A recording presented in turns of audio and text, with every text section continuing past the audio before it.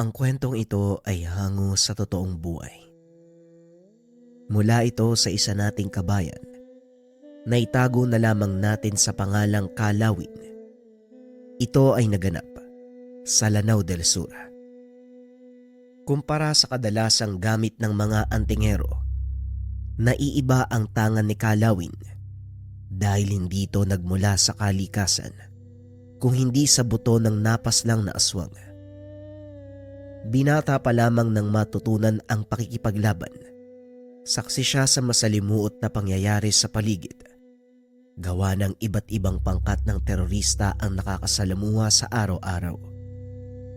Pigil hininga sa tuwing makakasalubong dahil hindi lang pagbubuhat ng kamay ang natatanggap sa mga ito. Nagagawa nilang kumitil.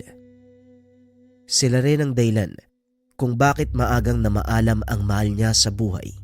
Ito rin ang nag-udyok sa kanya upang matutunan ang humawak ng armas at patalim para lumaban. Sa kabila nito, tinuruan siya ng nakilalang antingero tungkol sa lihim na karunungan.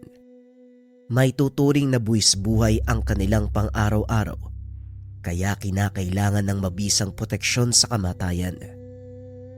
Walang takot na sumabak sa unang engkwentro laban sa mga teroristang lumusob sa lugar. Pero hindi lamang ordinaryong rebelde ang nakasagupa dahil may lahi itong aswang. Habang hinihintay ang pasya ng kasamang antingero sa kung liligpitin ba ang bangkay, naisip niyang kumuha ng buto mula sa katawan nito at ginawang mutya. Kalaunan, naging mas mabisa kumpara sa mutya ng kalikasan. Ang bagay na ikinatuwa niya ay ang pambihirang kakayahan na taglay, ang makita ang nilalang kahit nasa malayo o madilim. Merong dig sa bulag, mararamdaman kagad ang papalapit na banta, ilang minuto pa bago maganap. Makalipas ang ilang taon, mag-isa na lamang siyang tumutugis dahil sa pamamaalam ng kaibigang antingero. Isang gabi habang nagdarasal sa harapan ng altar, napalingon si Kalawin sa pintuan matapos maramdaman ang malakas na banta ng panganib. Wala itong bahid na amoy ng aswang, kaya nasisiguradong terorista lamang ito. Naghintay siya ng ilang sandali. Nang marinig ang pamilyar na boses, inihanda na ang armas. "Kalawin, alam kong nariyan ka sa loob. Pagbuksan mo ko kung ayaw mong mawasak ang bahay mo." Ugali mo talaga manindak sa disoras ng gabi. Hoy Zoro, bumalik ka sa kuta mo. Hindi kita pagbibigyan kahit isang minuto. Talaga ba? Paano kung sabihin ko, may nakatanim na bomba sa mga kapitbahay? Makakaya ba ng konsensya mo na hindi sila tulungan? Napilitan si Kalawin na patuloyin ang terorista. Mag-isa lamang ito, kaya hindi siya nabahala. Ano ba ang sadya mo? Malagang bagay lamang ang kaya kong pagbigyan. Zoro, kung walang kabuluhan ng iyong sasabihin, pwede ka nang umalis. Kalawin, ipinangalan sa yan ng dati mong kasamang antingero, hindi ba? Lawin, dahil may kakayahan kang makakita sa malayuan. Ngayon, kung gusto mong mailigtas ang ibang tao, papayag ka ba sa iutos ko? Sa natatandaan ko, wala akong tinuturing na amo, kaya wala kang karapatan na utusan ako. Kung gusto mo ang isang bagay, edi ikaw ang gumawa. Maiksi lang ang dala kong pasensya. Makinig kang mabuti, Kalawin. Isang hudyat ko lang. Sasabog ang kapitbahay mo. Kung ayaw mong mangyari ang bagay na yan, gagawin mo ang gusto ko. Nagbuntong hininga si Kalawin. Pinipigilan ang sarili na kaladkarin palabas ang lalaki. Ilang beses niyang nakaengkwentro ang terorista. Alam nito ang tungkol sa kanyang tangan. Sa takot na madamay ang ibang tao ay pumayag na lamang siya. Alam mo naman siguro, Naiilan sa miyembro na kabilang sa akin ay aswang. Marami silang armas na natangay sa mga nakalaban na sundalo. Kaya mag-iingat ka. Muling nagbuntong hininga si Kalawin. Kapag ganito ang usapan, hindi makatanggi dahil buhay na mga kapitbahay ang nakataya. Ilang beses na itong nangyari. Ginagamit siya ni Zoro upang makamit ang mga bagay na ninanais. Marami ang sakop mong rebelde. Bakit hindi silang utusan mo? Ipinapaalala ko lang din sa'yo. Hindi kita kailanman itinuring na kaibigan, kaya huwag kang basta-basta pumupunta rito sa tahanan ko. Alam mo bang kaya kitang patayin? Sa puntong iyon, sinubukan niyang kalabanin ang lider ng maliit na pangkat ng terorista. Kinasa ang baril sabay tutok sa ulo nito. Pero sa halip na matakot ay tumawa lamang. Kailan ka pa natutong humawak ng baril? Hindi ba puro ka lang orasyon, dasal, itak, umaasa sa tangan mo? Ang ganda ng armas ah. San mo nakuha yan? Hindi na mahalaga kung saan ko to nakuha. Talagang hindi ka nakakaramdam ng takot ano? O baka naman tanggap mo na ang katotohanan na dito ka na mamamatay? Hindi ako natatakot. Dahil kung papatayin ako ngayon, meron ding mamamatay na ibang tao. Wika nito sabay bukas ng bintana. Patuloy na nagpipigil ng galit si Kalawin. Mula roon tanaw niya ang kapitbahay na hawak ng tauan ni Zoro. May nakatutok na kutsilyo sa leeg. Ano? Kakalabitin mo pa rin ba ang gatilyo? Ayos lang din sa akin. Tutal may madadamay namang inosente. Sabihin mo sa akin kung nasaan ang kuta nila.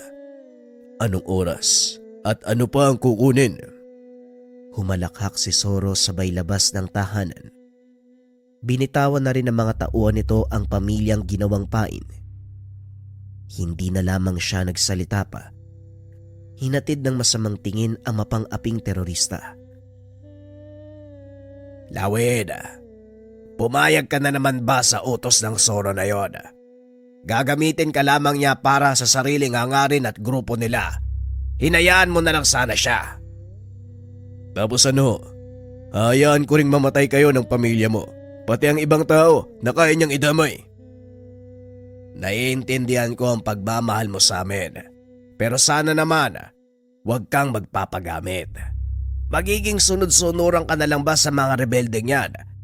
Paano kung balang araw, buhay mo naman ang hingiin?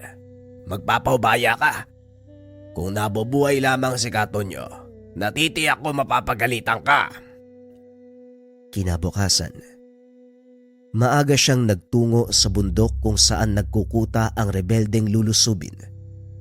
Malayo pa lamang, napansin niya na kagad ang pagkataranta ng mga ito. Malakas ang presensya ng kanyang tangan, kaya hindi na nakakapagtaka. Hindi na muna siya sumugod. Masyado bang tirik ang araw at mas ganado lamang sa pakikipaglaban sa gabi. Ang tanging sadya ngayon ay alamin ng lugar. Pagkatapos ay umalis na rin siya. Pagdating sa tahanan, abot langit naman ang pagpipigil dahil sa pagbungad ni Zoro. May dala itong malaking banta sa kanyang buhay. Kumusta ang lakad? Akala ko naman sinugod mo na yung kuta nila. Ano bang plano? Hindi ako makakapag-intay ng matagal. Nakakainip ang ganyan. Mamayang gabi gawin mo na. Nawawalan na ako ng gana kapag pinapaalalahanan sa bagay na alam kong gagawin. Isang salita mo pa, wala ka ng aasahan sa akin. Huwag mo akong hamunin dahil wala ka ng kawala sa akin. Naalala mo ba ang pamangkin mong lalaki? Nahanap ko siya habang nagmamanman sa bayan. Sa katunayan, nasa kuta siya ngayon. Sasabihin ko bang nangangamusta ka? Sabihin mo na ang lahat ng gusto mong sabihin. Hindi mo ko mauuto. Matagal nang patay ang pamangkin ko. Mga kasamahan mo ang nanloob sa tahanan. Nakakalimutan mo na ba? Paano kung nakaligtas ang pamangkin mo? Lumaki sa lansangan. Nakita ko kanina Dinala sa kuta at ngayon ay biyag na. Huwag kang mag-alala. Hindi ko siya gagalawin o sasaktan dahil may trabaho ka pang gagawin sa akin. Ano? Ayaw mong maniwala? Pwede kang pumunta sa kuta kung gusto mo. Sumilip ka. Upang makasigurado, sumama siya sa kuta. Napagtanto na pamangkin niya nga ito. Ang buong akala, nasawi matapos bombahin ang lugar. Saka mo lang siya makukuha kapag nagawa mo na ang inutos ko. Ngayong gabi gawin mo na. Huwag mong hintayin na maubos ang aking pasensya dahil baka ang binata ang mapagbuntungan ko ng galit. Banta nito sabay kasa ng baril upang manindak. Siguraduhin mo lang na wala ni isang galos ang pamangkin ko. Dahil kapag meron, hindi ako magdadalawang isip na patayin ka. Pagsapit ng gabi, pinuntahan ni Kalawin ang kuta ng kaaway.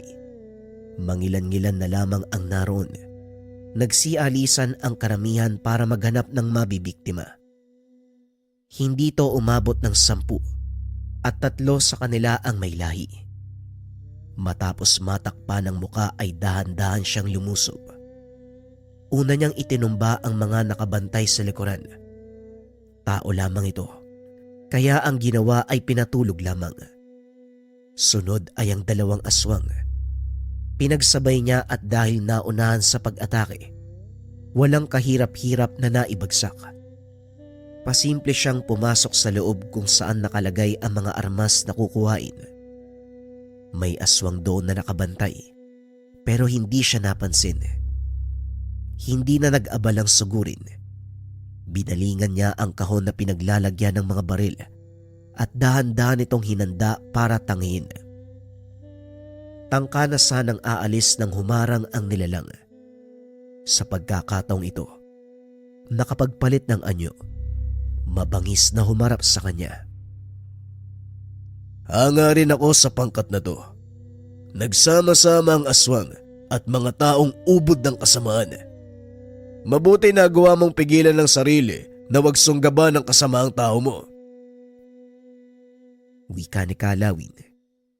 Sumugod ang nilalang bilang sagot. Nakahanda na rin ang antingero. Pinagbigyan ang nilalang. Nawasak ang mga kagamitan sa loob sa naganap na bakbakan. Parehong ayaw magpatalo at parehong malalakas. Nasira ang mga upuan at mesa, maging ang dingding ng barong-barong sa paulit-ulit na pagtilapon ng dalawa. Sa kabila ng sagupa ang nagaganap, wala ni isang napuruhan. Si Kalawin ay protektado ng tangan, samantalang maagap sa pag-ilag ang aswang, kaya hindi natatamaan ng talim ng antingero. Ayos mahusay ka. Hindi na ako magtataka kung bakit tumagal ang grupong ito. Malaking laban ang magkaroon ng miyembrong katulad mo. Napapaisip tuloy ako kung ilang inosenteng tao at sundalo ang napatay mo. Pero baka ito na ang huli mong pagkakataon. Kaya ibuhos mo na ang lahat ng makakaya. Muling nagtuos ang dalawa. Hindi na pinalampas ni Kalawin ang pagkakataon na mapuksa ang nilalang. Binilisan niya ang kilos upang maunahan ito at makalipas ang ilang sandali. Bumulagta na lamang ang aswang. Bali ang leeg. Bumulwak ang dugo sa bibig. Matapos masaksak sa lalamunan. Bilang regalo sa pangkat, sinunog niya ang buong kuta. Hinayaan sa apoy ang bangkay ng mga halimaw, samantalang itinali sa puno ang katawan ng mga ordinaryong terorista. Dala ang mga armas. Dumiretso siya sa kuta ni Soro. Malawak ang pagkakangisi nito. matapos makita ang naglalakihang baril. Ayos to ah. Pakawala ng biyag. Nagawa ng maayos ng antingero ang trabaho niya. Kalawin, etong sayo. Maswerte ka. May nahut-hut kami sa mga sibilyan kanina. Tanggapin mo yan. Inabot ni Soro ang perang papel na nakabuhol ng lastiko. Hindi niya ito tinanggap. Sa halip ay hinila palabas ang pamangkin. Kalawin, hindi pa ito ang huli nating pagkikita. Pero baka matagalan bago ako dumalaw ha. Ipapaalala ko lang. Wag na wag kang magsasabi kahit kanino dahil alam mo ang mangyayari sa kapitbahay mo. Tandaan mo, nasa iyong kamay ang buhay nila, kaya wag kang magkakamali. Wika ni Soro. Hindi na lang ito pinansin dahil paulit-ulit nang naririnig ang ganong banta. Lumipas ang ilang araw. Patuloy pa rin ang panggugulo ng mga terorista sa iba't ibang lugar. Hindi na halos makalabas ang mga tao sa kanilang tahanan sa takot na madali ng ligaw na bala. Si Kalawi naman, ibinuhos na lamang ang oras sa pagdarasal at pag-aasikaso sa pamangkin na maraming taon nang hindi nakakasama sa pag-aakalang patay na ito. Tiyo, Kalawin pala. Ipinagpapasalamat ko nagkita tayo muli. Akala ko rin po patay na kayo pagkatapos ng bombahan eh. Nga po pala, habang nasa kuta ako, narinig ko yung usapan nila eh. May binabalak silang lusubin na grupo na may miyembrong aswang. Ikaw ang gagawing bitag. Tiyo, bago yun mangyari, bakit hindi mo na lang sila patayin lahat? Total, masama naman ang mga yun ah. Kaysa patuloy ka nilang gamitin, unahan mo na lang. Ginawa ko na yan noon. Kamuntikan na silang maubos. Pero nahuli ako ni Soro. Binantaan gamit ang buhay ng mga kapitbahay natin, ng mga kababayan. Mga inosente sila at hindi ako makakapayag na madamay. Hayaan mo, may binabalak naman ako eh. Maaaring nagpapagamit ako, pero soli, sila din ang matatapos. Tiyo, hindi ko po maintindihan eh. Bata pa ako na magkahiwalay tayo eh. Pero hanggang ngayon po, hindi ko alam kung bakit Kalawin yung tawag nila sa'yo. Joselito naman po yung tunay mong pangalan, di ba? At saka, bakit ikaw ang naisipan nilang ilaban sa mga teroristang may lahing aswang? Napatitig na lamang si Kalawin sa kanyang pamangkin. Ngayon lang din napagtanto na sa loob ng maraming taon na hindi nila nasaksiyan ang isa't isa. Maraming naganap. Nakilala ko si Kausa. Dating terorista pero piniling tumiwalag upang mamuhay bilang antingero. Sa kanya ko natutunan na lumaban, hindi lang sa mga rebelde, kundi maging sa aswang. Siya ang nabigay sa akin ng pangalang Kalawin matapos malaman ang kakayahan ko nang makuha ang mutya. Ang kwintas na ito, yari sa buto ng aswang na una ko nakaengkwentro. Hindi ko alam kung anong pumasok sa isipan ko eh. Basta, kinuha ko na lang. Biglang naging isang malakas na mutya. Binigyan ako nito ng pambihirang kakayahan na makita ang kalaban. Tao man o aswang, kahit nasa malayo o madilim na lugar. Kaya Kalawin, parang agila sa talas ng paningin. Tumango ang kanyang pamangkin. Nagpatuloy ang usapan. Hanggang sa maintindihan nito ang tungkol sa pagiging antingero. Sa kalagitnaan ng pag-uusap, bigla itong napatigil nang maramdaman ang paparating na panganib.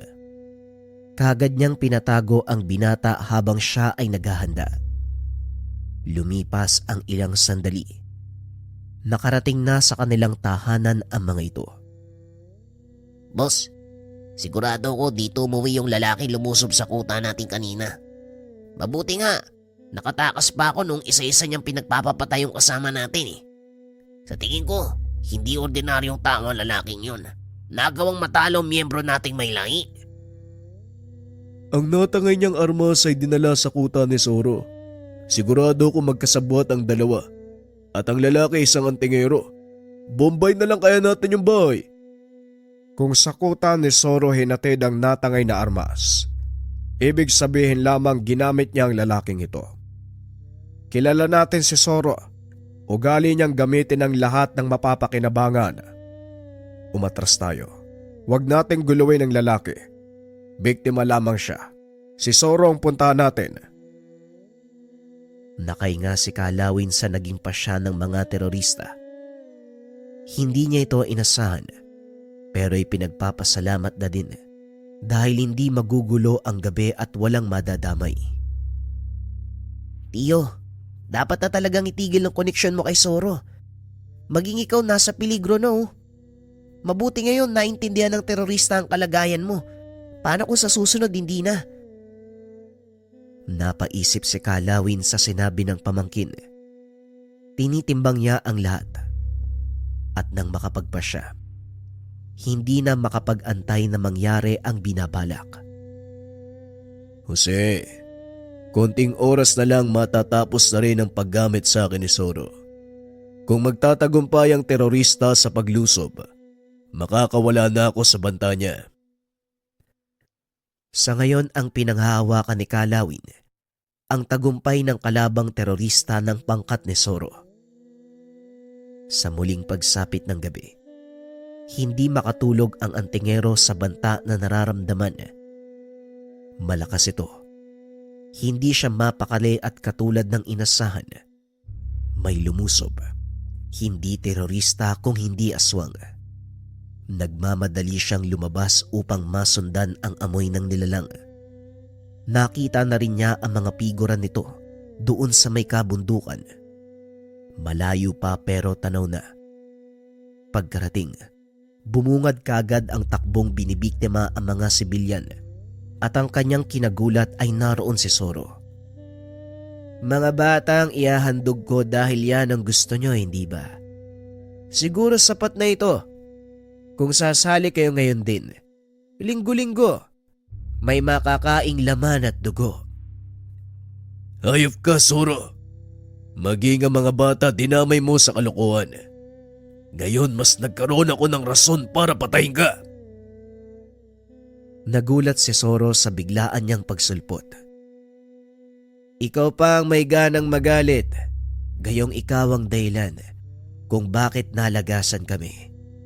Hindi ka malinis magtrabaho.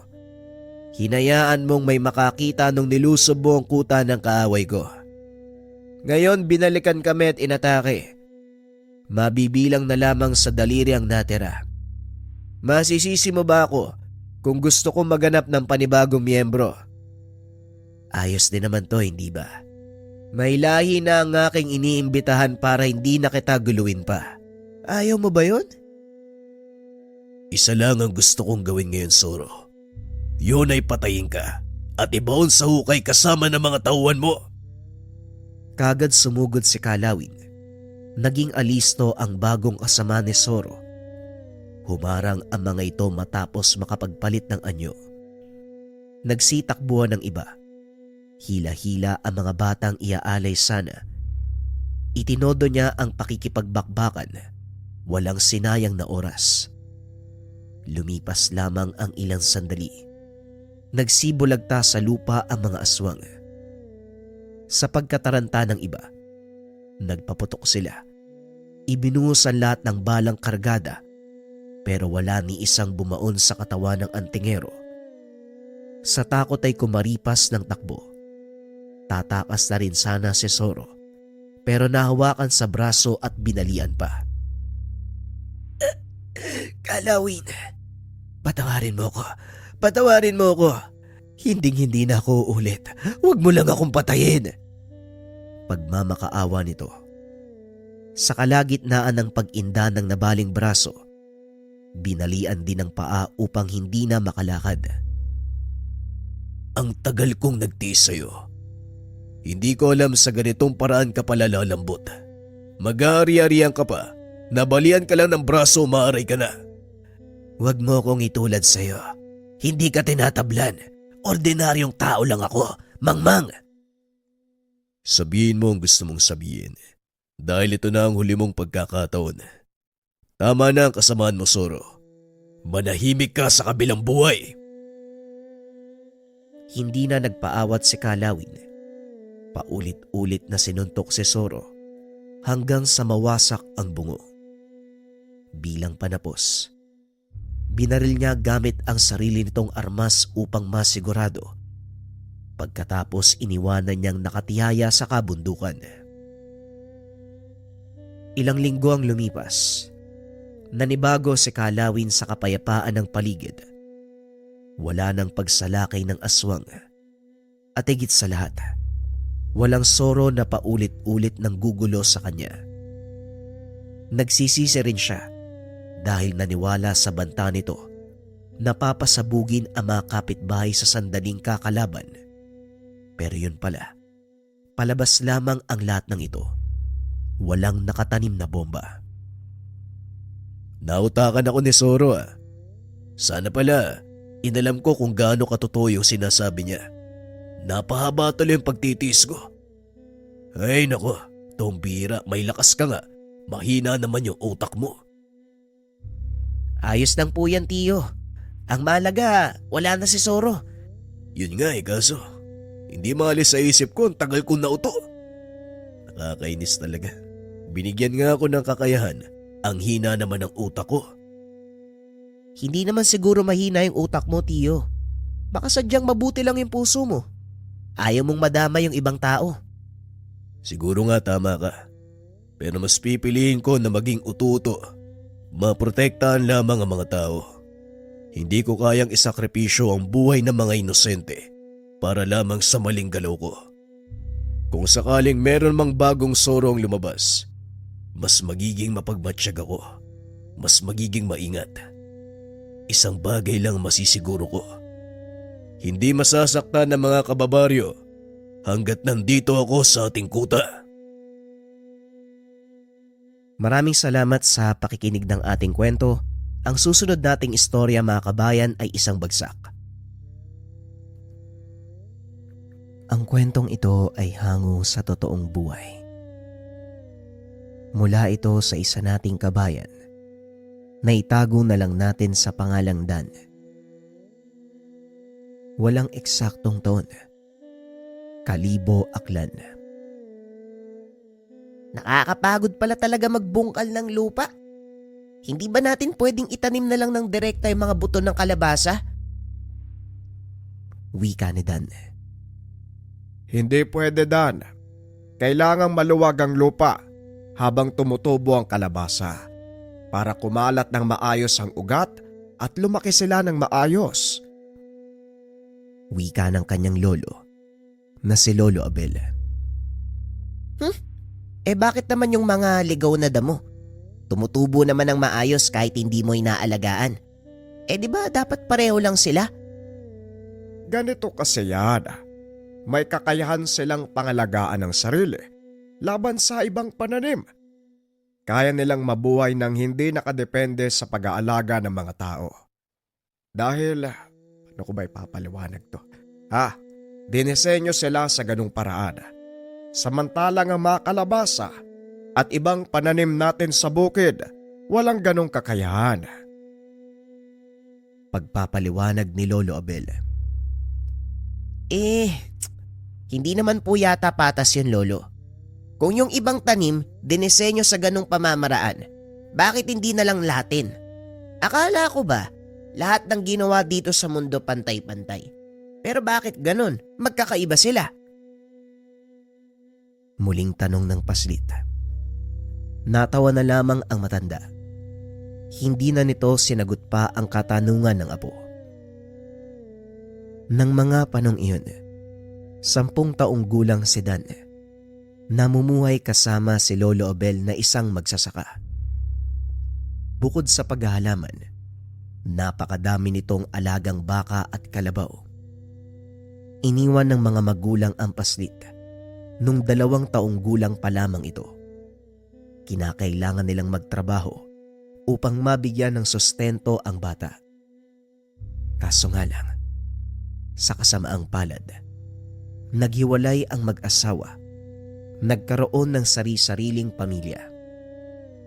Nakalimutan na si Dan. Hindi na ito binalikan pa ng ina. Naawa si Lolo Abel dahil wala nang mag-aaruga sa paslit. Minsan na itong kinuha ng pamilya ng ama. Ngunit pinagmamalupitan ito, lalo na kapag hindi nakakapagbigay ng sustento. Nalaman ito ng matanda nang minsang bumisita. Nanlumo nang makita ang sitwasyon ng paslit. Kaya nagpa siya ito na kupkupin na lang si Dan. Inako ang responsibilidad ng mga magulang. Pinalaki ng maayos ang bata. Masasabing hindi naman salat sa pangailangan ang matanda. Malawak ang taniman. Maraming alagang mga hayop. Sa katunayan, isa sa pinakamayamang magsasaka sa kanilang lugar ang matanda. Ngunit sa kabila ng karangyaan, pinili nitong mamuhay ng simple sa isang maliit na dampa. Hindi lang basta magsasaka si Lolo Bel.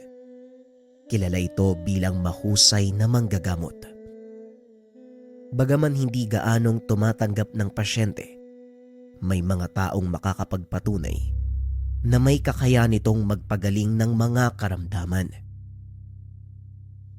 Marami ang nagtataka. Marami ang naiinggit sa matanda. Kaya naman, madalas na pagdidiskitahan ng mga walang magawa ang kanyang mga alagang hayop.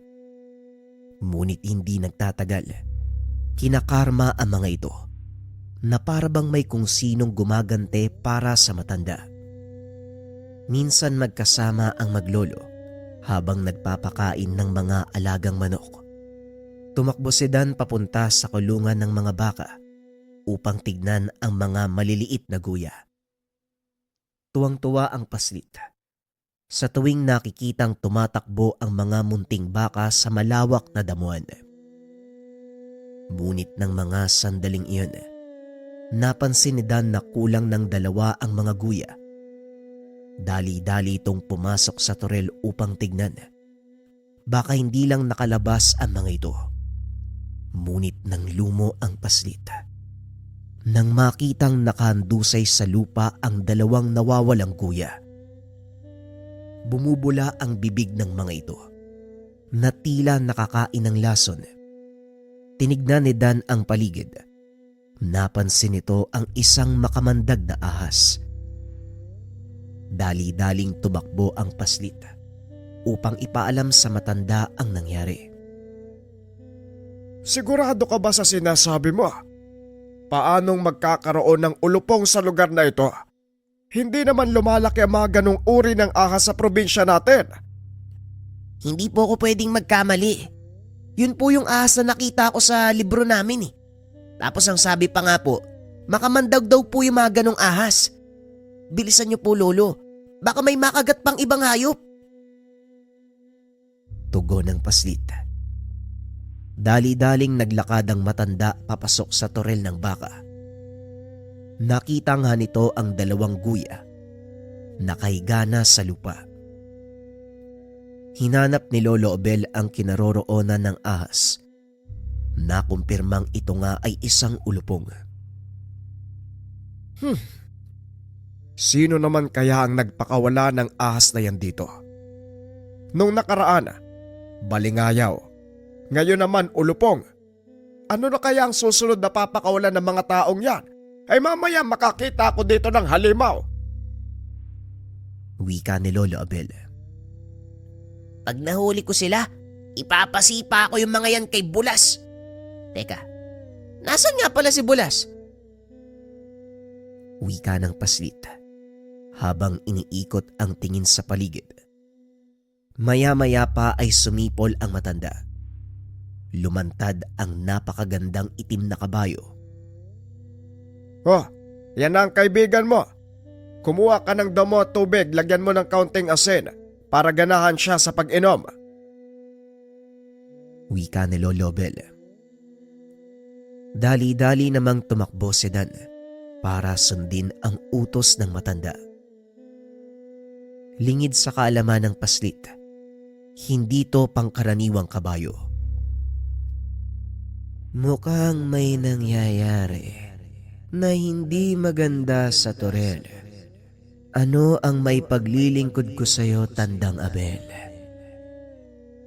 Wika ng kabayo. Walang nakakaalam na isa itong maharlikang tikbalang na naging gabay ng matanda. Simula nang tanggapin niya ang pagiging manggagamot. May 2 guya ang napatay. Sa pagkakataong ito, ulupong ang kanilang ginamit. Tugon ni Lolo Abel. Sumusobra na sila. Masyado mo kasing pinapabayaan ang mga taong yon. Bakit hindi mo ko hayaang turuan sila ng leksyon? Bulas, para naman tayong bago ng bago eh. Alam mo sa iyong sarili na hindi naman dapat patulan ng mga ganong tao. Sa oras na gawin mo ang bagay na yan, parang wala ka ng pinagkaiba sa kanila. Tugon ni Lolo Abel. Nakita ng matanda na paparating si Dan, kaya sinabihan niya ang gabay na huwag mag-iingay. Huwag lang silang magkakamali na saktan si Dan.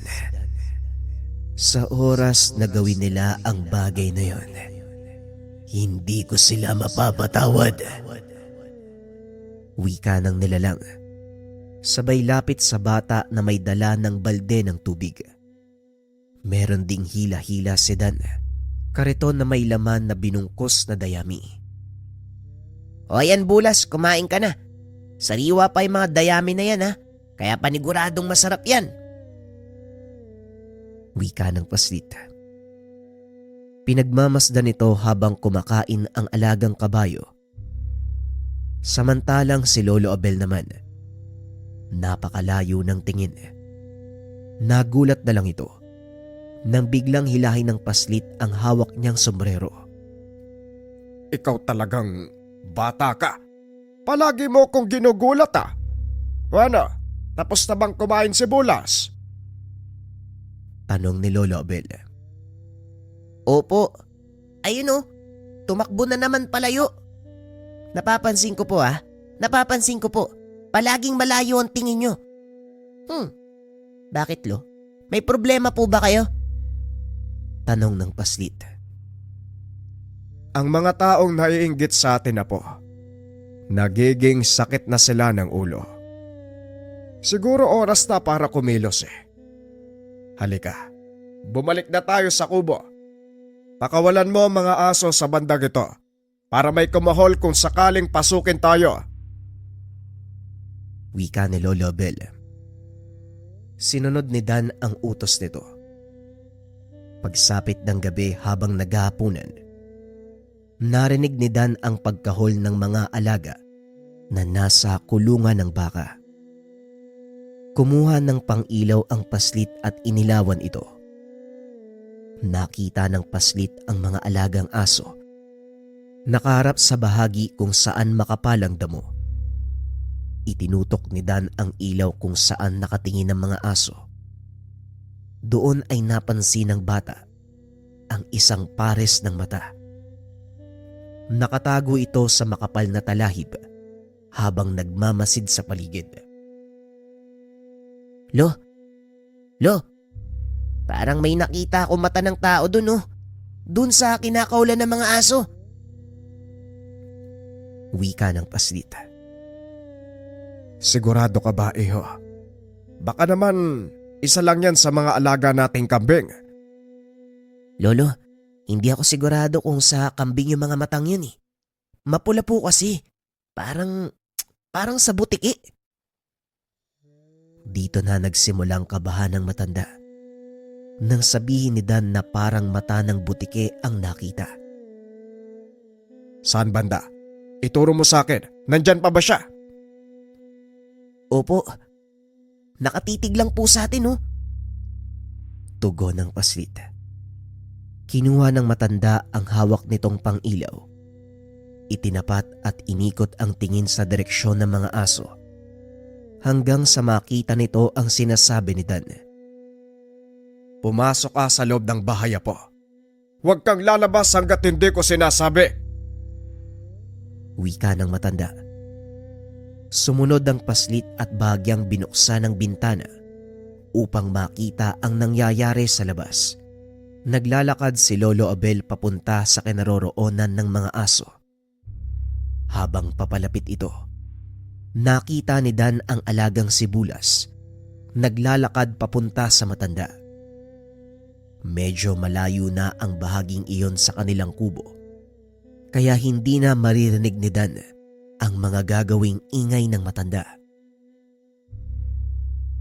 Mukhang napansin mo na ang nilalang. Hindi ko siya ginalaw. Mukha namang wala siyang dalang panganib. Ibig sabihin, kanina mo pa alam ang tungkol sa nilalang na ito. Oo. Nakita ko siyang pumasok sa ating teritoryo. Mukhang hindi maganda ang lagay, kaya hinayaan ko munang magpahinga. At isa pa, mukha namang hindi siya gagawa ng kahit anong ikakapahamak. Lalo pa, bantay sarado ng malalaking aso ang lugar na ito. Halika, Bulas. Samahan mo ko at lapitan natin ang nilalang na yan. Gusto kong malaman kung ano siya at para matignan natin kung ano ang nangyayari sa kanya. Wika ni Lolo Abel. Naglakad ang mga ito papunta sa pinagtataguan ng nilalang. Napansin nilang natatakot ito, lalo pa nang makita si Bulas. Huwag kang mag-alala. Hindi ka namin sasaktan. Lumabas ka sa pinagtataguan mo at titignan ng matandang ito kung ano ang maitutulong namin sa iyo. Wika ni Bulas. Dahan-dahang tumayo ang nilalang. Naglakad palabas sa talahiban. Tumambad ang malabuhayang nilalang. May katawan ng tao. Balot ng makapal na kaliskis ang katawan. Nakita ni Mang Abel na may nakatarak na palaso sa tagiliran ng nilalang. Mahabaging langit. Isang reptilian. Bulas, bakit hindi mo kagad sinabi sa akin ang tungkol dito? Hindi natin alam kung anong meron sa palasong nakabaon sa katawan ng nilalang na yan. Kaibigan, halika, sumama ka sa akin. Titignan ko kung anong maaari nating gawin. Wika ni Lolo Abel. Samantala, patuloy na nakamasid si Dan mula sa bintana ng kanilang kubo. Sobrang dilim ng mga oras na yun, kaya hindi niya gaanong maaninag ang nangyayari. Maya-maya pa, napansin ito na naglalakad pabalik ng kubo si Lolo Abel. Kaya sinalubong ito ng paslit sa pintuan. Ano po ang nangyayari dun, Lolo? May nakita po ba yung mga aso? Tanong ni Dan. Wala naman, iho. May kambing lang na naipit ang sungay sa malaking puno ng talahib. Nagkasugat ang ulo, kaya kailangan kong gamutin. Baka dapuan ng langaw tapos maimpeksyon. Wika ng matanda. Sabay kuha ng mga gamit sa panggagamot. Akmang susunod na sana palabas ng tahanan ang paslit, nang bigla itong pigilan ni Lolo Abel. Gusto ko pong makita yung kalagayan ng kambing, Lolo. Mahabog na sa labas. Baka magkasakit ka pa. Bukas mo na lang tignan. Sige na, maglinis ka na ng katawan at matulog. May pasok ka pa bukas. Wika ni Lolo Abel. Hindi naman na nangulit pa si Dan. Sinunod nito ang utos ng matanda. Pagbalik ni Lolo Abel sa kulungan ng baka, sinuri nito ang sugat ng nilalang. Napagtanto na ang palasong ginamit nagtataglay ng malakas na lason na maaaring pumatay sa isang engkanto. Dugo ng babaeng usa, ang ginamit nilang panglason. May magagawa ka ba, Tandang Abel? Hindi ako naging manggagamot kung hindi ko alam ang lunas sa lasong ito. Magmadali ka, Bulas. Kumuha ka ng ilang perasong ugat ng kugon. Tugon ng matanda. Dali-daling kumuha si Bulas ng ugat ng kugon. Kagad bumalik sa kulungan ng mga baka. Kumuha ng langis si Lolo Abel mula sa kanyang maliit na kahon. Ibinuhos sa sugat ng nilalang. Napaangil ito ng malakas dahil sa hapdi. Tisin mo lang. Ilang segundo lang, mamamanhid na ang sugat at pwede na nating bunutin ang palaso. Wika ni Lolo Abel. Huminahon naman ang nilalang. Ilang sandali nga ay tuluyan itong nakatulog. Kinuha ni Lolo Abel ang pagkakataong iyon upang bunutin ang palaso. Mabuti na lamang, gumana ang langis na inilagay, kaya hindi na naramdaman ng nilalang ang sakit. Matapos ay hinugasan niya ang sugat gamit ang pinaghalong dahon ng bayabas at ugat ng kugon. Tinalian nito, hinayaang makapagpahinga ang kanilang bisita. Ano kaya ang dahilan ng pagpapakita ng reptilian sa lugar? Ang mga uri nila ay mapayapa at may nahong mga engkanto. Sa oras na mabulabog ang kanilang tirahan, kusa silang umaalis ng walang gulo. Siguro, may mga taong nanggambala ng kanilang katahimikan. Malalaman natin yan sa oras na magkamalay siya. Sa ngayon, kailangang maitago mo ang nilalang na yan mula kay Dan. Hindi pa natin alamang kaya nitong gawin. Wika ni Bulas. Tama ka, Bulas. Ikaw na ang bahalang maglagay ng sabulag sa lugar na ito. Ililipat ko rin ang ilang baka upang hindi na pumunta si Dan para magpakain. Tugon ng matanda. Matapos gamutin ang nilalang, bumalik na ang matanda sa kanilang kubo. Tulog na rin si Dan ng mga sandaling iyon. At dahil malalim na ang gabi, nagpahinga na si Lolo Abel. Kinabukasan, maagang nagising si Dan upang pakainin ang mga alagang hayop. Mabuti na lang, mas naunang magising sa kanya si Lolo Abel. Papasok na sana ng kwadra ang binata nang tawagin ito ng matanda. Dan, tignan mo nga yung tumpok ng dayami doon sa gawing yon. Parang marami yatang tumutubong kabuti ah. Malamig ang panahon. Ang sarap sigurong humigop ng masarap na sinabawang kabuti. Aba, oo nga po lolo. Sandali lang ah. Kukuha ako ng maliit na timba. Tugon ng paslit. Sabay takbo pabalik ng tahanan. Nakahinga ng maluwag si Lolo Abel dahil nabigyan niya ng ibang gagawin ang apo. Pinuntahan nito ang ginamot na nilalang. Nagulat ang matanda dahil wala na ito sa lugar. Dali-daling lumabas ang matanda para hanapin ito sa paligid.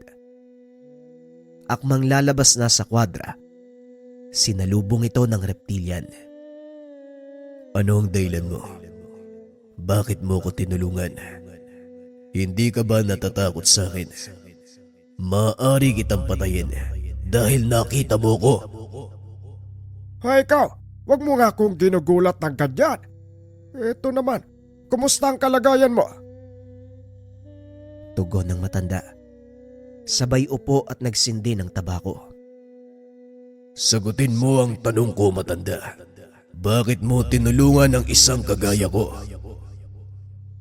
Muling tanong ng nilalang. Sabihin na lang natin na tawag ng tungkulin. Huwag kang mag-alala. Wala akong ibang hangad mula sa iyo, kundi maayos na pakiramdam mo at malaya ka ng makakalis. Tawag ng tungkulin. Kailan pa kayo nagkaroon ng obligasyon sa aming mga engkanto? Tanong ng reptilian. Biglang lumitaw si Bulas mula sa likod nito. Bakit hindi ka na lang magpasalamat sa matanda? Ang dami mong sinasabi. Wika ng tikbalang na noon ay nasa totoong anyo. Itim ang pangangatawan, ginto ang kanyang buhok, maging ang buntot. Isang maharlikang tikbalang, nakikisalamuha sa mga tao. Bakit mo ibinaba ng husto ang iyong sarili? Tanong ng reptilian. Hindi ko ay binaba ang aking sarili. Naramdaman ko lang na ito ang dahilan kung bakit ako nabubuhay. Ayusin mo ang pananalita sa harapan ko. Kahit kailan, hindi ko tinalikuran ng pagiging maharlika. Tugon ni Bulas. Mga hangal, kung inaakala niyong magpapasalamat ako, sana hinayaan niyo kong mamatay. Dahil sa oras na malaman ng mga kalaban ng aking angkan na tinulungan niyo ang isang reptilian, siguradong mapapahamak kayo. Wika nito habang naglalakad ng patras. Mapapahamak. Sa anong paraan? Ipaliwanag mo ang mga sinasabi mo. Tanong ni Bulas.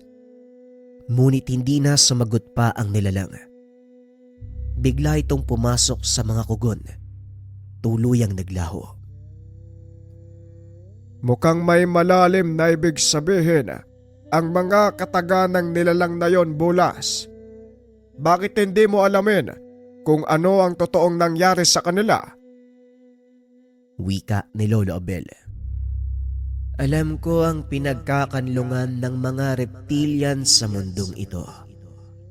Pupunta ako sa lugar para alamin ang kaganapan. Tugon ng tikbalang. Matapos itong umalis, ay siya namang pagdating ni Dan. Lolo, bakit ganon? Bakit tumatakbo si Bulas? Naglalaro ang kaibigan mo. Aba, napakadami palang kabutiang nakuha mo . Halika, dali. Tulungan mo kong linisin ang mga yan nang mailuto na at makahigop tayo ng sabaw. Wika ni Lolo Bel. Pilit nitong nililihis ang atensyon ni Dan. Ngunit hindi sinasadya. Nakita ng paslit ang dugong nagkalat sa mga dayami sa loob ng kwadra. Sandali lang po, Lolo. Bakit may mga dugo sa kwadra natin? Ano pong nangyari sa baka? Tanong ng paslit. Mukhang may nanganak na mga inahin . Baka kagabi. Hindi ko pa kasi naiikot ang buong Toril . Mamaya hahanapin ko sila. Wika ni Lolo Bel. Hindi naman na nagtanong pa ang paslit. Mabuti na lamang nakalusot ang matanda. Dahil ilang sandali lang, lumabas mula sa isa pang kulungan ang kakasilang palang naguya. Mukhang hindi mo na siya kailangang hanapin, Lolo. Ayan po sila, oh. Wika ni Dan habang itinuturo ang mag-inang baka. Aba, oo nga ano. Oo siya. Pabayaan mo na muna silang mag-ikot. Halika na. Wika ni Lolo Bel. Nakahinga ng maluwag ang matanda. Ang buong akala nito, malalaman ni Dan ang kanyang sikreto. Kinagabihan habang natutulog ang paslit. Dumating si Bulas. Dali-daling lumabas ang matanda upang salubungin ito. Masamang balita, Tandang Abel. Mukhang tama ang sinabi ng reptilian. Sinalakay nga ang kanilang kanlungan at hindi tao ang may gawa, kundi pangkat ng mga aswang. Wika ni Bulas. Paano mong nalaman na pangkat ng mga aswang ang sumalakay sa kanila? Naroon pa sa lugar ang ilan sa mga aswang. At biyag ng mga ito ang kababaihan, maging ang mga batang reptilian. Sa tingin mo, Bulas, ano ang dahilan ng pananalakay ng mga aswang sa angkan ng mga reptilian?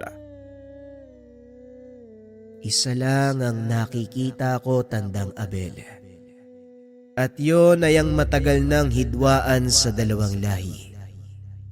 Kung matatandaan mo, nagsimula ang sigalot sa pagitan nila dahil sa agawan ng teritoryo. Sa kasamaang palad, sakop ng pinagtatalunan ng dalawang lahi ang lugar na ito. Tugon ng tikbalang habang masinsinang nag-uusap ang dalawa. Biglang nagsalita mula sa likuran ng puno ang reptilian na kanilang tinulungan. Hindi lang dahil sa teritoryo ang pinag-aawayan namin. Meron pang mas malalim na dahilan. Pinatay ng mga aswang na yon ang anak ng aming hari. Kaya naman nagdeklara ito ng digmaan laban sa mga aswang. Sa kasamaang palad, wala kaming sapat na lakas para manalo sa laban. Kaya hawak nila ngayon ang aming kanlungan at ang ilan sa aming mga kaanak. Maswerte lang akong nabuhay at nakaligtas. Ang palasong ginamit sa'yo ay gawa ng isang magaling na manggagaway. Ang ibig sabihin nito, meron silang kasapakat na manggagaway. Kasapakat. Kung ang tinutukoy mo ay si Tandang Remigio, hindi lang siya basta kasapakat. Siya ang namumuno sa mga aswang na sumalakay sa amin. Napatayo sa kinaupuan ng matanda nang marinig ang pangalan ni Tandang Remigio. Anong sinabi mo? Si Remigio ang namumuno sa kanila. Sigurado ka ba? Tanong ni Lolo Abel. Yan ang narinig kong pangalan ng kanilang pinuno. Hindi ko rin alam kung bakit nanaisin ng isang tao ang makisali sa gulo ng mga engkanto, elemento at nilalang. Isa lang ang dahilan, kapangyarihan. Karapatang pamunuan ang ilang malalakas na angkan ng mga elemento. Gaya ng mga aswang. Simula pa man noon, talagang hayok na sa kapangyarihan si Remigio. Ang akala ko nga, patay na ang manggagaway na yan. Wika ni Lolo Abel. Ano ang balak mong gawin, Tandang Abel? Tanong ni Bulas. Wala tayong gagawin, Bulas. Hanggat hindi siya nagdudulot ng problema sa aking bukirin, wala silang magiging problema sa akin. Sa ginawa niyong pagtulong sa akin, damay na kayo sa hidwaan. Pasensya na, Tanda, mukhang napasama pa ang paggagamot mo sa sugat ko. Sana, hinayaan mo na lang akong mamatay. Wika ng reptilian. Hindi ko naman maaaring hayaan na mamatay ang isang nilalang sa loob ng aking teritoryo. Damay kong damay. Mas mabuti na ngang ganito ang nangyari at nalaman kong buhay pa si Remigio. Mukhang nangangailangan ito ng malakas na mga kasangga. Hayaan mo kong tumulong, Tandang Abel. Ito ang sinumpan kong tungkulin sa iyong ama noon. At ngayon, isa sa katuparan ko naman ang sayo. Hindi sasapat ang puwersa niyong dalawa, lalo na ikaw, Tandang Abel.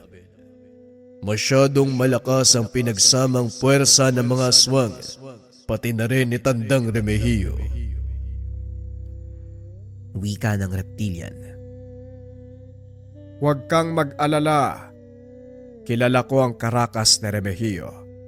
Alam ko ang kahinaan niya. Kaya kung maaari bumalik ka sa mga kalahi mo. Balaan sila. Magpahuli ka kung kinakailangan para makarating sa kanilang babala.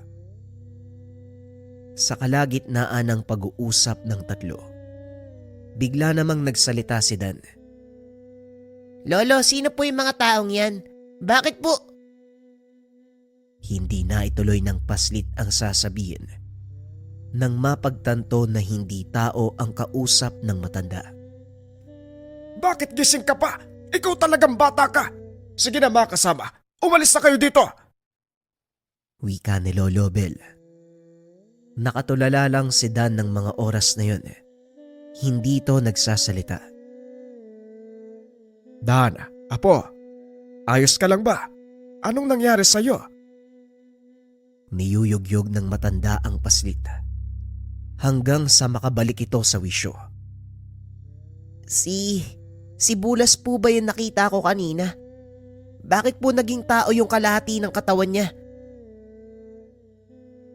Ay nako, mukhang wala na ako magagawa kung hindi sabihin sa iyo ang katotohanan. Makinig ka, Dan. Si Bulas ay isang maharlikang tikbalang. Siya ang gabay ko. Gabay? Bakit po may gabay kayong engkanto? Muling tanong ng paslit. Sa pagkakataong iyon, si Bulas na ang sumagot. Hindi pangkaraniwang tao ang lolo mo. Isa siyang mahusay na tagapamagitan. At ako naman ang kanyang engkantong gabay na tumutulong na panatiliin ang kaayusan sa mundo ng mga tao. Pagpapaliwanag ni Bulas. Ganun ba? Ibig sabihin may kapangyarihan si Lolo Abel. Ayos! Ang galing! Tugon ng paslit. Imbis na matakot, tumalon ito ng paulit-ulit. Tumatakbo paikot sa kinakatayuan ni Bulas. Tama ka, Dan. Makapangyarihan ang Lolo Abel mo. Ewan ko nga ba kung bakit hindi niya sinasabi sa'yo ang bagay na ito. Hindi pa kasi tamang pagkakataon at panahon. Bulas, wala na tayong magagawa. Tadhana na mismo ang naglantad sa aking sekreto. Ngayong alam mo na ang katotohanan. Mangako ka, Dan, wala kang pagsasabihan ng tungkol sa lihim natin. Wika ng matanda. Tumangulang ang paslit bilang pagsang-ayon sa sinabi nito. Magdamag siyang nakipaglaro kay Bulas. Masayang apo mo sa nalaman niya. Hindi nauubusan ng enerhiya ang bata kung hindi pa sumikat ang araw.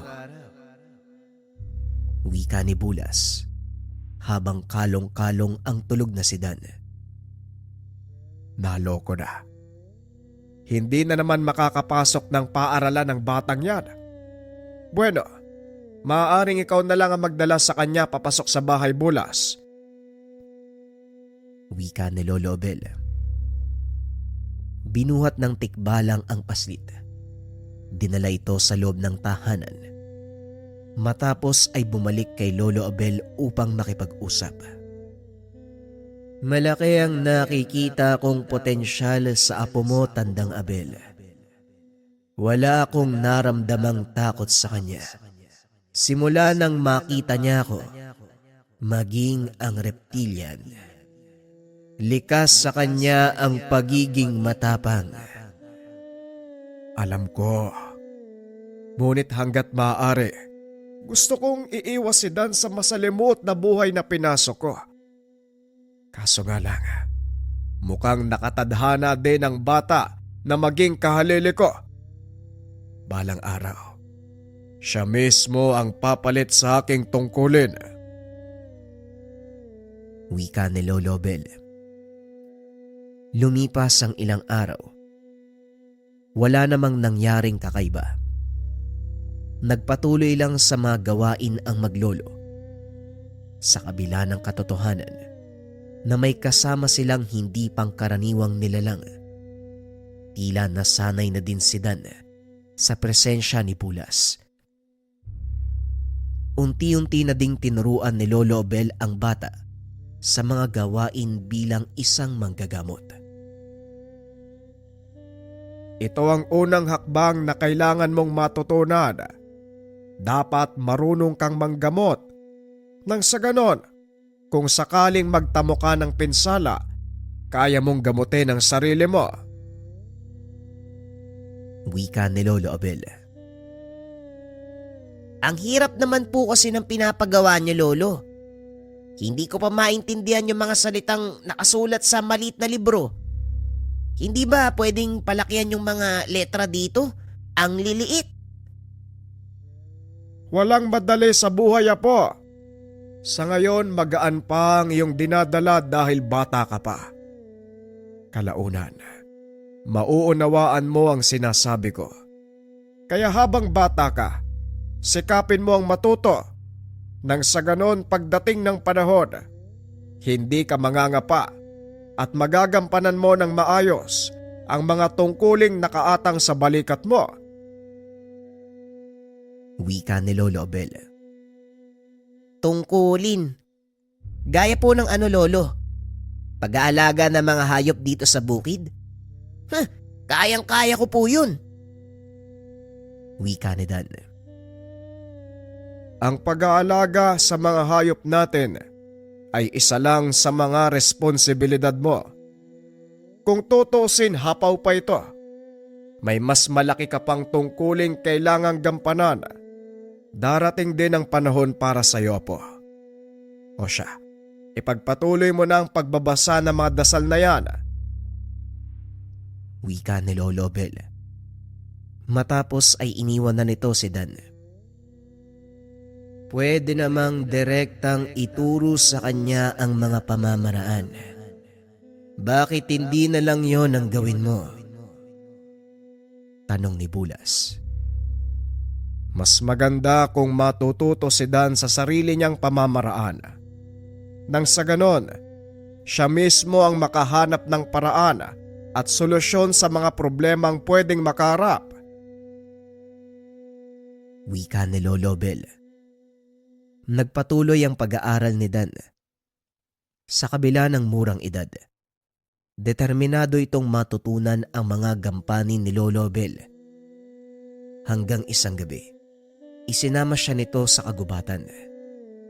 Kabilugan ng buwan ng mga oras na yon, kaya medyo maliwanag ang paligid. Panahon pa rin ng tag-araw, kaya naman nagkalat ang napakaraming alitaptap sa mga puno. Huwag kang gagawa ng ingay dahil sagrado ang lugar na ito. Sagrado, Lolo? Bakit naman po? At saka nasan po ba tayo? Di ba pumasok lang tayo sa gubat? Bakit parang ibang mundo na to? Napansin mo din pala. Tama ka, po. Nasa ibang dimensyon tayo. Nandito tayo ngayon para daluhan ng kapanganakan ng mga lambana. Nanlaki ang mga mata ni Dan dahil iba ang pumasok sa isipan nito. May manganganak, Lolo? Hindi ba nakakahiya yun? Iba ang nasa isip mo. Ang mga lambana, hindi isinisilang kagaya ng mga tao. Ngunit mapanganib para sa kanila ang maiwang walang nagbabantay. Tignan mo ang maliit na lawang iyon. Pagpapaliwanag ni Lolo Obel habang tinuturo ang lawa na puno ng malalaking bulaklak. Hindi pa namumukadkad ang mga ito. Ayon sa matanda, sa mga bulaklak na ito isisilang ang mga munting lambana. Kailan po magsisimula yung pagsilang nila? Kapag ang buwan ay nasa sentro na ng kalangitan, doon magsisimulang mamukadkad ang mga bulaklak na yan. Lalabas mula sa mga ito ang mga bagong lambana. Wika ni Lolo Bel. Maya-maya ay nagdatingan ang maliliit na nilalang. Nabalot ng liwanag ang paligid, dahilan para maakit ang iba pang mga elemento. Naglabasan mula sa mga puno ang napakapangit na mga nilalang. Isa-isang lumusong sa lawa ang mga ito. Ngunit hindi nila magawang makalapit dahil sa mga maliliit na nilalang na umaatake sa kanila. Sila naman ang mga lamang lupa na kinakatakutan ng mga lambana. Kinakain nila ang mga bagong silang na sanggol. Kaya karamihan sa mga ito, hindi na nagagawang makaligtas. Kung ganun lolo, bakit hindi po natin sila tulungan? Wika ni Dan. Dumampot ito ng patpat. Sinimulang paghampasin ang mga lamang lupa. Pinalibutan ng mga ito ang paslit. Akmang kukuyugi na nang biglang dumating si Bulas. Sa isang hampas ng kamay nito, nagsipagliparan ang mga nilalang. Hindi na muling bumalik sa lawa. Ilang sandali pa ay tuluyan ng sumikat ang buwan. Isa-isang namukadkad ang mga bulaklak. Dinaluhan ito ng mga lambana. Tumambad kay Dan ang maliliit na sanggol. Matingkad ang liwanag ng mga ito. Napakalamig sa tenga ng mga munting iyak. Umikot sa lawa ang paslit. Pinagmasdang mabuti ang unti-unting paglabas ng pakpak ng mga munting sanggol. Ilang sandali lang ang nakalipas. Lumipad na ang mga ito at pinalibutan si Dan.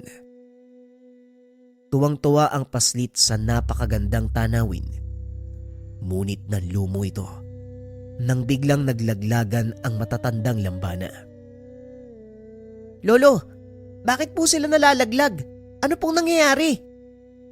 Sa tuwing isinisilang ang mga bagong lambana, namamatay ang mga matatanda.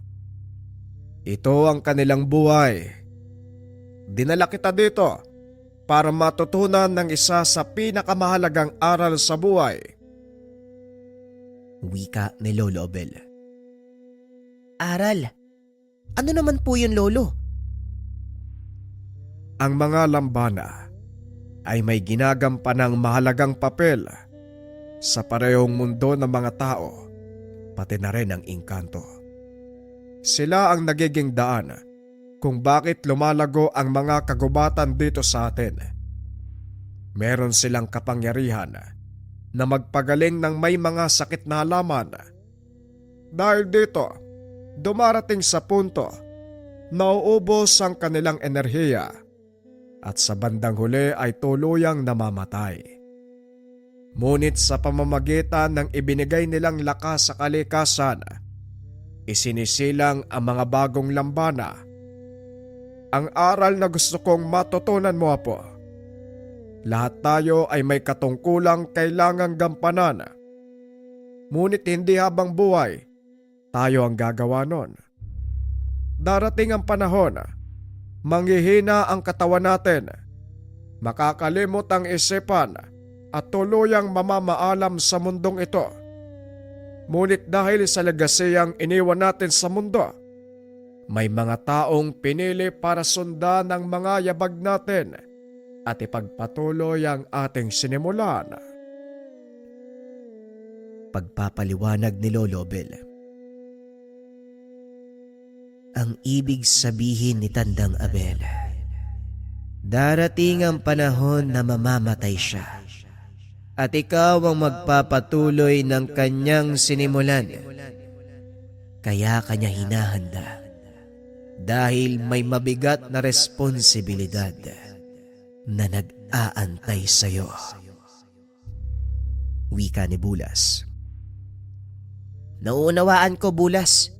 Darating ang panahon mawawala si Lolo Abel. Kaya kailangan kong matutunan ang lahat ng kaalaman mula sa kanya upang magampanan ng maayos yung nag-aantay na tungkulin. Wika ng paslit.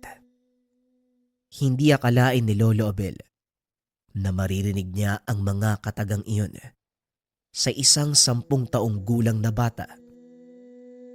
Nanatili ang mga ito sa lugar hanggang sa sumikat ang araw para masigurado ang kaligtasan ng mga bagong silang na lambana. Pag-uwi sa kanilang tahanan, laking gulat ni Lolo Obel dahil may mga lalaking nakatayo sa harapan ng kanyang tahanan. Mukhang may bisita tayo. Sino po sila? Pasensya na po natagalan kami sa pangangahoy. Ano pong may tutulong namin sa inyo? Tanong ni Dan. Marahang lumingon ng lalaki at ngumiti sa kanya. Nanlaki ang mga mata ni Lolo Bel nang mapagtanto na ang taong iyon walang iba kung hindi si Remigio. Napakabait mo talagang bata ka. Gusto ko sanang makausap ang Lolo Obel mo. Eto pala. Nandito na pala siya. Ayun po si Lolo. Antayin nyo na lang po siya dito. Sige po mauna na ako. Kailangan ko pang magpakain ng mga alagang hayop Tugon ni Dan. Dali-dali itong tumakbo papunta sa mga kwadra. Sumunod naman si Bulas sa paslit para protektahan ito, ayon sa pag-uutos ni Lolo Obel. Anong ginagawa mo sa lugar na ito, Remigio? Hindi ba matagal ka ng patay? Yon ang naging akala mo. Pasensya na. Pero hindi ako nagawang patayin ang iyong ama. Kaya ngayon maniningil na ako sa lahat ng ginawa niya sa akin. At dahil wala na siya, ikaw ang mananagot. Mukhang nakakalimutan mo yata na nasa teritoryo kita. Sigurado ka ba sa gusto mong gawin? Wala akong pakialam kung nasa ang teritoryo ko. At isa pa, hindi ako susuong sa isang labanan kung wala akong dalang sapat na bala. Tugon ni Remigio. Naglabasan sa paligid ang mga itim na nilalang. Biglang napatakbo pabalik sa kinaroroonan ni Lolo Obel si Dan. Lolo, may mga aswang! Kinakain nila yung mga baka! Wika ni Dan. Nakasunod sa kanya si Bulas na may hila-hilang aswang. Inihagis niya ito sa harapan ni Tandang Remigio. Isang maharlikang itim na tikbalang. Buhay ka pa pala, Bulas. Oo, buhay pa ako. At handa na akong muling makipagsagupaan sa'yo. Wika ni Bulas. Sabay tayo sa tabi ni Lolo Obel. Alam mo, Remigio, hindi ko akalain na maghaharap pa tayo muli. Pero nandito na to Ano pa bang magagawa ko? Wika ni Lolo Obel. Naglakad ito papunta kay Tandang Remigio. Ngunit biglang umatras ang matanda. Saan nang gagaling ang enerhiyang yan? Ano ba ang tinutukoy mo? Wala namang ibang tao dito maliban sa akin at kay Bulas. Hindi nang gagaling sa'yo o sa tikbalang ang enerhiya. Kung hindi sa batang yan, saan nang galing ang kanyang kakayahan? Napalingon si Lolo Obel kay Dan, na noon ay nakatitig lang kay Tandang Remigio. Maging ang mga aswang na kasama nito, naramdaman ang kakaibang presensya ng paslit. Huwag ka nang magulat. Apo ko ang batang yan. 3 henerasyon mula sa akin. Kaya paniguradong namana niya ang kapangyarihan ng aking lolo. Hindi ako naniniwalang minana niya ang kakayahan ng iyong angka, Nabel. May iba pa akong nararamdaman. Wika ni Tandang Remigio. Hindi lubos maunawaan ni Lolo Obel ang ibig sabihin ng manggagaway. Hanggang sa nakita nito, nagliwanag ang katawan ng paslit. Napansin din ito ang pagtubo ng gintong buhok sa bandang likuran ng ulo ni Dan. Ngayon mas nauunawaan ko na ang ibig mong sabihin. Ang kakayahang taglay ng aking apo ay mula sa kanyang magabay. Tugon ni Lolo Abel. Biglang lumitaw ang dalawang malaking imahe sa likod ng paslit. Sinugod ang mga tauhan ni Tandang Remigio. Hindi makapaniwala sa mga nakikita. Dalawang maharlikang tikbalang ang gabay ng apo ni Lolo Abel. Lolo, hindi ko po alam kung saan sila nanggaling eh. Pero ramdam ko na kaibigan ko po sila. Ang sabi ng isa, tutulungan daw nila tayong talunin ng mga aswang. Alam ko, apo. Ang totoo, hindi ko akalaing pagpapalaing ka ng ganitong uri ng kakayahan. Masaya ko dahil sa kasalukuyan mong edad, nagawa mong tawagin ang mga gabay mo. Tugon ni Lolo Abel habang pinagmamasdang makipaglaban ang tatlong tikbalang. Nakatayo lang din si Tandang Remigio habang tinitignan ang unti-unting pagkalagas ng mga tauhan. Hindi ako makakapayag na maulit ang kasaysayan. Hindi na ako magiging talunan sa pagkakataong ito. Wika ni Tandang Remigio. Binato ng Tigalpo si Dan, ngunit nagawa itong sanggain ni Lolo Abel. Nasaan ang karangalan mo, Remigio? Papatulan mo ang isang paslit. Ako ang harapin mo. Wika ni Lolo Abel. Nagpalitan ng atake ang dalawang matanda. Malakas na manggagaway si Tandang Remigio, ngunit mas mahusay sa larangan ng kumbate espiritual. Nagawa nitong kontrahin ang mga atake ni Tandang Remigio. Samantalang si Dan at ang tatlong tikbalang patuloy na kinakalaban ang mga aswang. Dahil sa pinagsamang lakas ng tatlong maharlikang tikbalang, napilitang umatras sa mga aswang. Bilisan mo, Dan. Sumakay ka sa likuran ko. Hahabulin natin ang mga tumatakas na aswang. Wika ni Bulas. Dali-daling tumalon ang paslit sa likod ng tikbalang habang nagbabago ito ng anyo. Mag-iingat po kay Lolo ha. Huwag niyo akong alalahanin. Kasama ko sila Bulas. Wika ni Dan. Habang papalayo sakay ni Bulas, nasundan nila ang mga aswang papunta sa kanlungan ng mga reptilian. Nakita nila ang mga ito. Sinasaktan ang mga kawawang nilalang. Nakaramdam ng matinding awa si Dan, lalo na sa mga batang reptilian. Marahang ibinaba ni Bulas ang paslit. Ano ang gusto mong gawin sa mga aswang na yan? Wala kayong ititira. Ubusin silang lahat. Wika ni Dan. Walang pagdadalawang isip na sumugod ang mga tikbalang. Pinagpapapatay ng mga ito ang mga aswang hanggang sa walang matira. Samantalang sa panig naman ni Lolo Abel, patuloy nitong sinasagupa ang mga atake ni Tandang Remigio. Sa mga oras na ito, siguradong wala nang natira sa mga alagad mo. Ginalit mo ng husto ang aking apo. Hindi basta-basta matatalo ang mga aswang. Lalo na, ilang tikbalang lang ang makakasagupa nila. Pag-uusap ng dalawa. Napahinto ang dalawa sa paglalaban nang makita ang mga reptilian naglalakad papunta sa kanilang kinaroroonan. Tapos na ang laban, Remigio. Sumuko ka na. Tanggapin ang pagkatalo mo. Wika ni Lolo Abel. Ngunit may katigasan ang ulo ni Mang Remigio. Hindi ako magpapatalo sa'yo. Sa pagkakataong ito, ako ang mananalo.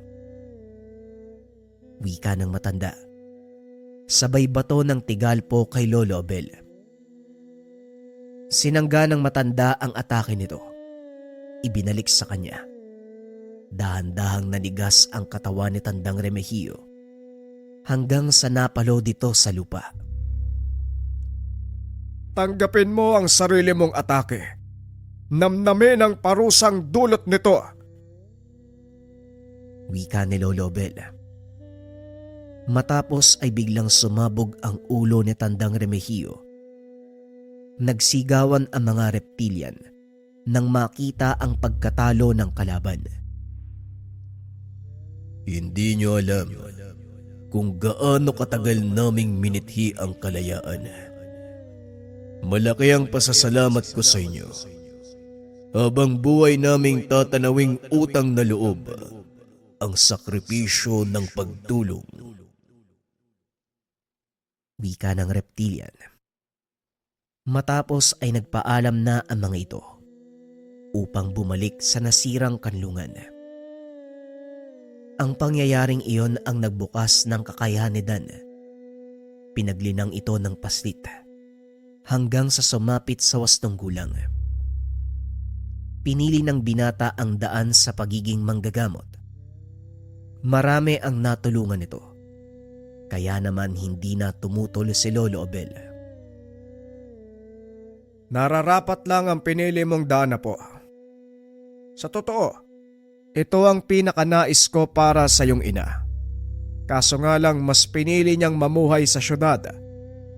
Hindi ko naman masisisi ang iyong ina dahil sa nakikita ko ngayon sa iyo. Walang duda. Ito ang tadhanang nakalatag sa buhay mo. Wika ni Lolo Abel. Nang mga sandaling ito ay nakaratay na ang matanda. Binata na din si Dan. Ito ang nagpapatuloy ng lahat ng gawain ng matanda. Hindi ko po mararating ang ganitong antas kung hindi dahil sa inyo, Lolo. Malaki po ang pasasalamat ko dahil hindi nyo pinagkait sa akin ng mga kaalaman. Hindi na ako magtatagal na po. Alam nating pareho na nasa dapit hapon ako. Ikaw, sumisikat pa lang ang araw para sa'yo. Kaya sana, wag na wag mong sasayangin ang buhay mo. Ilaan mo ito sa mas makabuluhang gawain. Ipinangako ko sa inyo noon na ipagpapatuloy ang sinimulan nyo. Kasama na doon ang paggawa ng kabutihan sa kapwa nang walang inaantay na kapalit. Malaki ang tiwala ko sa iyo, Apo. Ako ang nagpalaki sa iyo. Kaya kilala kita at alam kong mabuti kang tao. Gawin mo ang nararapat. Panatiliin mo ang kaayusan sa lugar na ito. Hindi ka tatalikuran ng mga gabay mong tikbalang. Matapos ang pag-uusap, nang gabing iyon ay namaalam si Lolo Abel. Bilang pagtanaw ng respeto, inilibing ang katawan ng matanda sa sentro ng kanilang lupain. Taon-taon, nagdaraos ng piging ng pasasalamat ang binata para sa yumaong matanda. Dinadalawa nito ng iba't ibang elemento, lalo na ng mga engkantong natulungan ni Lolo Abel noong nabubuhay pa siya. Nakita ni Dan kung gaano kalaki ang impluwensya ng matanda sa mga nilalang. Sinikap ng binata na panatiliin ang relasyon. Sa pagtagal ay nagawa naman niya itong panatiliin. Nagkaroon ng sariling pamilya si Dan. Ipinasa nito sa mga naging anak ang nalalaman. Tinanggap ito ng mga bata. Naging matagumpay sila sa pangangalaga ng balanse dahil maging ang mga ito nakita ang totoong kahalagahan at kagandahan ng nagkakasundong mundo. Sa paglipas ng panahon, habang nagiging moderno ang kapaligiran, unti-unti nang nalilimutan ang mga nangyari. Ngunit nananatili sa puso at isipan ng mga kaanak ni Dan ang kwento ng kanyang buhay, ang kwento ng kanyang gabay, itim na kabayo na may gininto ang buhok. Opinyon para sa kwento. Ang pinaka-tumatak sa akin na parte ng storya, yung tungkol sa cycle ng buhay ng mga lambana. Sobrang dakila kasi ng buhay nila mga kabayan. Isipin nyo, para lamang mapangalagaan ng kagubatan, nananatili ang lahi nila. Inaalay ng mga nakakatanda ang buhay para sa susunod na henerasyon na mag-aalaga ng kagubatan para sa pangailangan ng mga tao, hayop, maging ng mga kapwa nila nilalang at engkanto. Sana ganun din tayo mga kabayan, no? Alagaan natin ang ating sarili, palakasin, patuloy na mag-aral para pagdating ng panahon na kailangan na nating ipasa sa susunod na henerasyon ng tungkulin, marami tayong maituturo sa kanila upang mapakinabangan ng susunod na yugto. Maraming salamat sa pakikinig ng kwento. Paalam.